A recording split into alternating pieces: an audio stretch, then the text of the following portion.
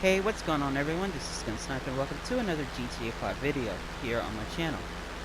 In this video, we're going to be continuing on with the top 20 favorite aircraft that's on GTA Online. We're going to be looking at aircrafts 10 through 6. So if you like this video, plus the other two that I've done so far for this list, please feel free to drop a like and subscribe, and also hit that notification. That way you'll know when other videos come out. So with that out of the way, let's not waste any more time and continue on with the list.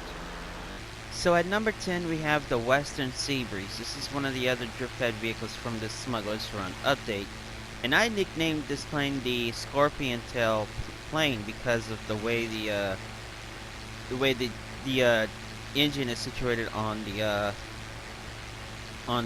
plane.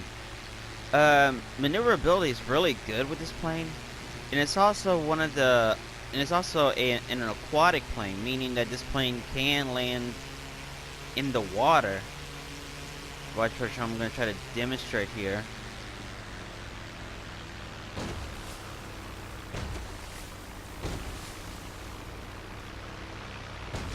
If it lands properly. There we go. See, you can land in the water similar to that of the Dodo seaplane. And where the engine is situated, it doesn't take any damage from when landing on the water unless you like nosedive into it.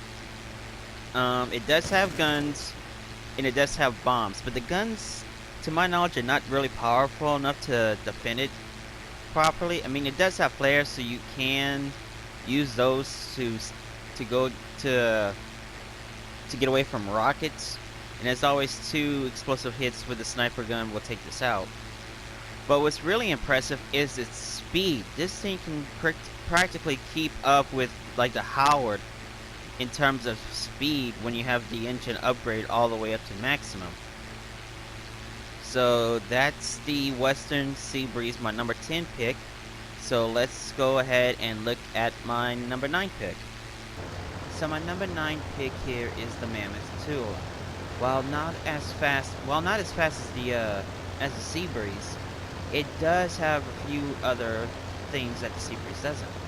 For one, yeah, the Tula does have forward-mounted guns on its nose, but it also has a rear-mounted turret for the co-pilot or anyone else to use. And just like with the Mogul and the Bambushka, it does have a set of JATO rockets, which is essential because just like the Sea Breeze, this plane does land in the water. And one other thing that this plane has that the Sea Breeze doesn't is that it has a VTOL capability similar to that of the Hydra. Now, the downside to using the VTOL mode is that when you're transitioning from flight to VTOL, you don't want to hold down the brake or the L2 button. That's because it'll kill the engine, and if you're doing that while transitioning, the engines will cut off, and then you're just dropping down like a weight. So like I said, this thing can land in the water as such, and you can transition from VTOL to flight while in the water. And as I said, it does have a pair of JATO rockets, which helps it take off faster while in water because this thing is so heavy that the 4 engines alone can barely get this thing flying in the air while in the water. So that's the Mammoth Tula, and also it can also be a bomber. As I said, that's the Mammoth Tula as my number 9 pick. So let's go take a look at my number 8 pick. So for my number 8 pick here, we have the Western Road. This is one of the initial vehicles that came out with the Smuggler's Run update. This is practically the ultimate bomber plane for this update. And as I mentioned, it does have bombs on it, so you can drop bombs from it. And the reason I call this the ultimate bomber is that it's quick enough to drop bombs at a low altitude and can quickly climb back without taking damage from other players or its bombs itself. It also does have rockets. I'll bet the rockets are standard rockets, not like the Savage style rockets that keep on firing no matter what. and it also has the explosive MG upgrade, which basically shoots explosive rounds onto the ground. But the way these guns are situated on this plane makes the guns a bit ineffective. Not to mention, it doesn't have a great. Not to mention, these guns don't have a great firing rate. So again, it makes the explosives a bit ineffective. Even if you shoot a person on the ground, the explosive power in the rounds is not good enough to kill them with one hit. While this plane does have good speed, it does have a bit of an oversensitivity when it comes to its handling, even on stock handling. It tends to want to kind of do its own thing to a degree. It does have flares, so it can dodge rockets, and as always, two explosive sniper shots from a Mark II sniper with explosive rounds will take this plane out.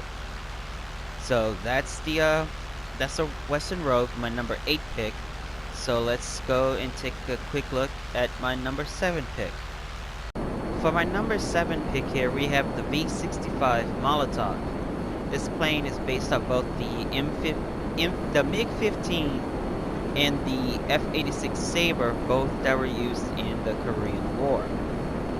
Now, I like this plane because, unlike the Rogue, this plane has Savage-style rocket pods, meaning that you can spam the rockets as many times as you want. And the guns are on the front end of the plane, and they're so tightly close together that it gives it a good that it gives the bullets a good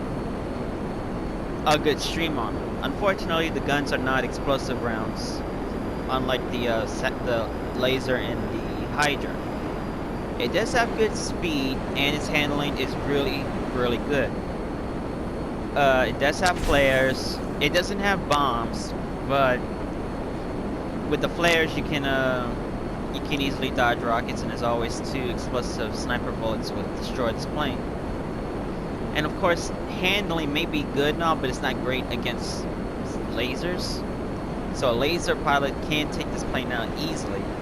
But this plane is capable of holding its own against Hydras. And in its overall design looks really neat and stuff. So that's the V-65 Molotov, my number 7 pick. So let's go take a look at my number 6 pick. Now, I'm probably going to get a lot of flack for this one, but for my number 6 pick here, we got the latest vehicle, the FH-1 Hunter. Yeah, this vehicle just came out. But don't get me wrong, I do like this vehicle quite a lot. It does have impressive armor. Like 4 or 5 rockets will knock this thing out, and 6 to 8 explosive sniper rounds would take this thing out just as easily.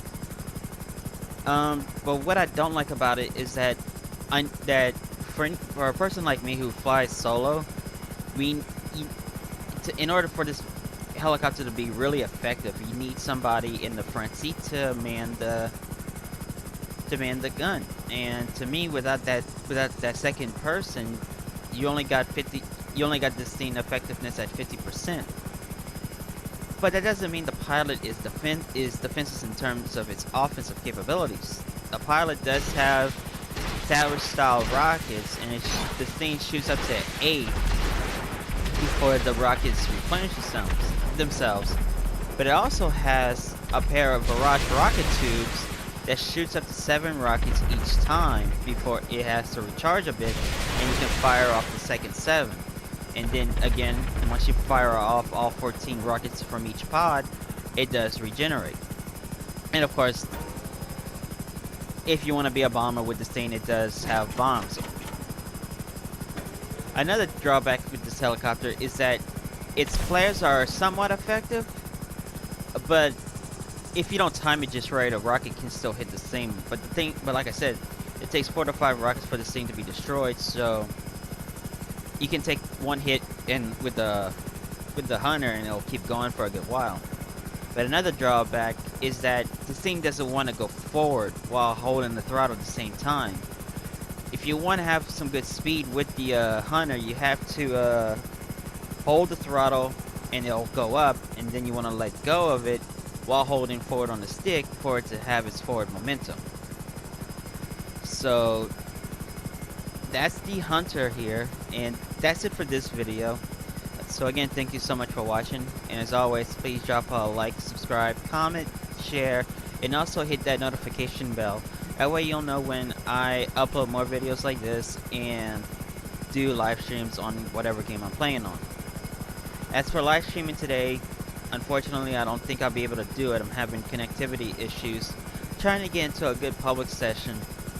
That way I can play with you guys. But for some reason I can't stay connected for more than 5 minutes before the game decides to lag me out. So I'll try to resolve the issues soon, and I'll try to do a live stream Friday at best after I upload the last bit of this top 20, because tomorrow is Thanksgiving and I won't be doing a video then. So again, thank you so much for watching. As always, please drop a like and subscribe, and also have a happy Thanksgiving, and I will see you all in the next video on Friday.